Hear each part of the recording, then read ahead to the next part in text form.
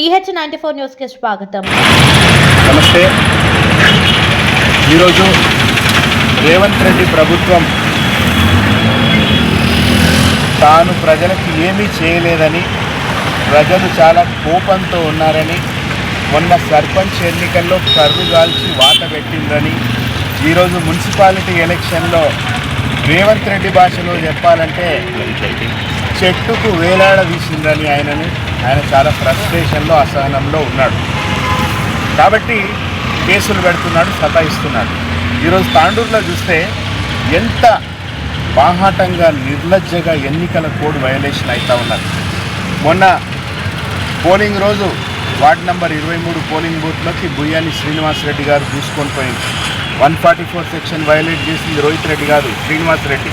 దాన్ని అడ్డుకోవడానికి రోహిత్ రెడ్డి వెళ్తే రోహిత్ రెడ్డి మీద 144 సెక్షన్ ఉల్లంఘనాన్ని కంప్లైంట్ చేస్తూ ఉన్నారు.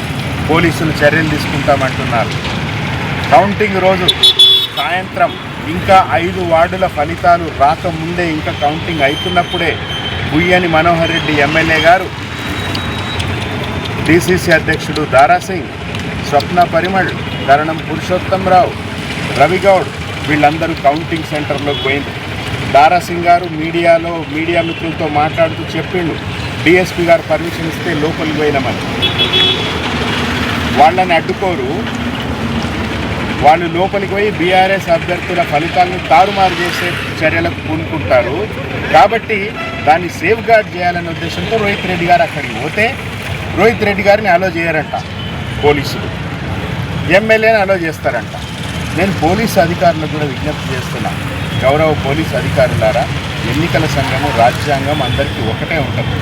ఎమ్మెల్యేకి పర్మిషన్ ఉండదు కౌంటింగ్ సెంటర్లో, ప్రధానమంత్రికి కూడా ఉండదు. నేను మళ్ళీ చెప్తున్నా, కేవలం పోటీ చేసిన అభ్యర్థికి, ఎలక్షన్ ఏజెంట్కి, కౌంటింగ్ ఏజెంట్కి తప్ప ఎవరికి అనుమతి ఉండదు. అట్లాంటిది ఎమ్మెల్యే 6-7 మందితో కూర్చున్నాడు బాధాప్తా, ఆడ కుర్చీలు వేస్తుండ్రు వాళ్ళకు, ఆయన లోపల కూర్చుని ఫోన్ మాట్లాడుతున్నాడు ఎమ్మెల్యే. ఇది ఎక్కడి రాజ్యాంగం, ఇది ఎక్కడి ప్రజాస్వామ్యం, ఇది ఎక్కడి కాంగ్రెస్ మార్కు ప్రజా పాలన ఇది? సో ఇది ప్రశ్నించినందుకు ఈరోజు రోహిత్ రెడ్డి మీద ఇంకో 9 మంది మీద FIRలు బుక్ చేశారు. BNSS 173, 176 చట్టం కింద కేసులు బుక్ చేశారు. అది ఎనీవే మేము ఎలక్షన్ కమిషన్ కంప్లైంట్ చేసినాం, అందరికి కంప్లైంట్ చేసినాం, ఆ కథ తేలుస్తాం. రెండోది ఏంటంటే న్యాయ పోరాటం చేస్తాం. అయితే ప్రధానంగా ఈరోజు పోలీస్ స్టేషన్కి వచ్చింది, ఇక్కడ CI గారు లేకపోతే DSP గారికి మేము కంప్లైంట్ ఇచ్చినాం. ఏంటంటే ఇన్ని ఉల్లంఘనలు చేస్తున్న మనోహర్ రెడ్డి అండ్ కో, వాళ్ళ మీద, మనోహర్ రెడ్డి అనుచరులందరి మీద మేము ఎవరెవరి పేర్లు అయితే రాసినామో, కంప్లైంట్ ఇచ్చినామో, ఫోటోలు పెట్టినామో, మీడియా క్లిప్పింగ్లు, ప్రింట్ అండ్ ఎలక్ట్రానిక్ మీడియా క్లిప్పింగ్లు పెట్టినామో వాళ్ళందరి మీద చర్యలు తీసుకోవాలి. మీరు BNSS 173, 176 చట్టం కింద, రిప్రజెంటేషన్ ఆఫ్ పీపుల్స్ యాక్ట్ చట్టం కింద మీరు చర్యలు తీసుకోవాలని మేము పోలీసులకు కంప్లైంట్ ఇచ్చినాం. దాన్ని స్టేట్ ఎలక్షన్ కమిషన్కి, చీఫ్ ఎలక్టోరల్ ఆఫీసర్కి, IG మల్టీ జోన్కి, జిల్లా కలెక్టర్కి, జిల్లా SPకి అందరికి కాపీలు చేసినాం. దీన్ని వదిలిపెట్టాం.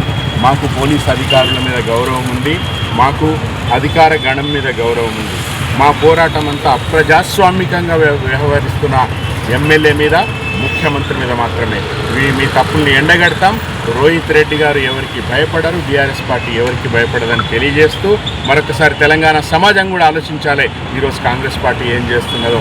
రేపు రాబోయే MPTC, ZPTC ఎన్నికల్లో కూడా కర్రు కాల్చి వాత పెట్టాలని విజ్ఞప్తి చేస్తూ పిలుస్తాను. జై తెలంగాణ. ఏంటంటే 173, 176 కింద పెట్టిరు. దాంట్లో కొన్ని సెక్షన్స్ నాన్ అవైలబుల్ పెట్టిరు. వాళ్ళది ఏంటంటే 13 తారీఖు నాడు FIR చేసారు. పాపం పోలీసులు కూడా వాళ్ళ చేతులు కట్టేసారు, వాళ్ళు ఏం చేయలేరు. పైనుంచి ప్రెజరు. ఈ రాష్ట్రానికి 4 ముఖ్యమంత్రులు ఉన్నారు. అనుముల రేవంత్ రెడ్డి ఉన్నాడు, అనుముల తిరుపతి రెడ్డి ఉన్నాడు, అనుముల కొండలరెడ్డి ఉన్నాడు, అనుముల కృష్ణారెడ్డి ఉన్నారు. 4 ముఖ్యమంత్రులు ఈ రాష్ట్రానికి ఉన్నారు. తాండూరికి కూడా బుయ్యని మనోహర్, 2 ఎమ్మెల్యేలు ఉన్నారు తాండూరికి. బుయ్యని మనోహర్ రెడ్డి ఉన్నాడు, బుయ్యని శ్రీనివాసరెడ్డి ఉన్నారు. పాపం పోలీసులు 4 ముఖ్యమంత్రులు, 2 ఎమ్మెల్యేలు చెప్పిన తర్వాత వాళ్ళు మాత్రం ఏం చేయగలరు? సో కానీ చట్టం అందరికీ సమానము, రాజ్యాంగం అందరికీ సమానము. మీరు నాన్ బెయిలబుల్ కేసులు పెట్టుకోండి, ఏమైనా పెట్టుకోండి. కోర్టులు ఉన్నాయి. కోర్టులు ఈ దేశంలో ముఖ్యమంత్రులని జైలుకు పంపించిన కోర్టులు ఈ దేశంలోనే అంత గొప్ప న్యాయ వ్యవస్థ ఉన్నది. ఖచ్చితంగా మేము దీని నుంచి పులుగడిగిన ముత్యంలాగా బయటపడతాం. మీ సంగతి చూస్తామని కాంగ్రెస్ ముఖ్యమంత్రిని, 4 ముఖ్యమంత్రుల్ని, 2 ఎమ్మెల్యేలని, బుయ్యని బ్రదర్స్ని హెచ్చరిస్తారు. 144 సెక్షన్ ఉల్లంఘించిండు, ఆయన మీద కేసు పెట్టండి అని అడిగినాం. ఎమ్మెల్యే బుయ్యని మనోహర్ రెడ్డి గారు, నేను ఇందాక పేరు చెప్పినా కూడా మళ్ళీ రిపోర్ట్ చేస్తా, మనోహర్ రెడ్డి గారు, కరణం పురుషోత్తం గారు, డిసిసి అధ్యక్షుడు దారాసింగ్ గారు, స్వప్న పరిమళ్ గారు, రవిగౌడ్ గారు, వీళ్ళందరూ కూడా మొన్న కౌంటింగ్ కేంద్రానికి పోయిండ్రు. ఇంకా 5 వార్డుల ఎన్నికల ఫలితాలు రాకముందే దాన్ని ఇన్ఫ్లుయెన్స్ చేయడానికి గోల్మాల్ చేసి వాళ్ళకి అలవాటే ఇన్ని ఆ బ్యాలెట్లు తీసి ఇంకో వాళ్ళ డబ్బాలో వేసుకోవడం అనేది వాళ్ళకు వెన్నతో పెట్టిన విద్య. అది చేద్దామని పోయిండ్రు. కాబట్టి ఎందుకంటే పోటాపోటీ ఫైట్ అయింది. వాళ్ళకు ఫైనల్గా వాళ్ళకి 19 వచ్చినాయి, మాకు 12 వచ్చినాయి. 5 వార్డులలో మేము 36 కంటే తక్కువ ఓట్లతో ఓడిపోయినాం. సో లాస్ట్ 3-4 వార్డులు గెలిస్తే ఎక్కడ కష్టమవుతుందో వాళ్ళకి అని చెప్పి తారుమారు చేయడానికి పోయిండ్రు. ఎన్నికల కోడ్ని ఉల్లంఘించిండ్రు, దానికి పోలీసులు అనుమతించిండ్రు. దాని మీద మేము ఎలక్షన్ కమిషన్ కంప్లైంట్ చేస్తాం, కానీ మనోహర్ రెడ్డి మీద కేసు పెట్టాలి మీరని మేము పోలీసులకు కంప్లైంట్ ఇవ్వడానికి వచ్చినాము. అయితే మేము ఇక్కడికి వచ్చినాం, టౌన్ సిఐ గారు లేరు, ఈరోజు శివరాత్రి, మొత్తం బందోబస్తులు ఉన్నారు సిఐ గారు, దాన్ని మేము అర్థం చేసుకుంటాం. వెయిట్ చేసినాం. డిఎస్పీ గారు వచ్చారు, డిఎస్పీ గారిని అడిగినాం. ఆయన చాలా చాలా చాలా సహకారం చేసిండు. ఆయన ఒక ఆఫీసర్గా తన బాధ్యతలు తెలిసిన డిఎస్పీ గారు మా కంప్లైంట్ తీసుకున్నారు, సంతకం పెట్టి అక్నాలెడ్జ్మెంట్ మీద. అంతవరకు చాలా బాగా జరిగింది.